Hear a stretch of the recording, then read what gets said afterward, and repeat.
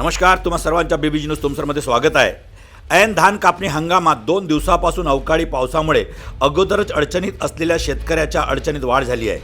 सुरुवातीला अतिवृष्टीचा फटका धान उत्पादनावर पडला, पाहिजे तेवढे पीक झाले नाही आणि जे झाले ते कापणी व मळणी केल्यानंतर धानाला सुकण्यासाठी उन्हात ठेवले असता पाऊस आल्याने आता शेतकऱ्याला ते साठवणूक करण्याची अडचण झालेली आहे। दिवाळीच्या पाडव्याला गावात ठिकठिकाणी मंडई असते, त्यामुळे मजूर वर्ग मिळत नाही आणि त्यामुळे शेतकऱ्यावर दुहेरी संकट निर्माण झालेले आहे। एकीकडे निसर्गाने त्रास दिला, दुसरीकडे अद्याप धान खरेदी केंद्र सुरू झाले नाही, तेव्हा शेतकऱ्यांनी अशा परिस्थितीत काय करावे? तरी शासनाने त्वरित धान खरेदी केंद्र सुरू करण्याची मागणी शेतकऱ्यांनी केली आहे। याबाबत शेतकऱ्यांचे काय त्रास आहे ते आपण जाणून घेऊया। माझे नाव मनोज रामदास हनकर आहे। मी तामसवाडीत राहत आहे। मी एक शेतकरी आहे। यंदा अतिवृष्टीमुळे धानाला नुकसान झाला।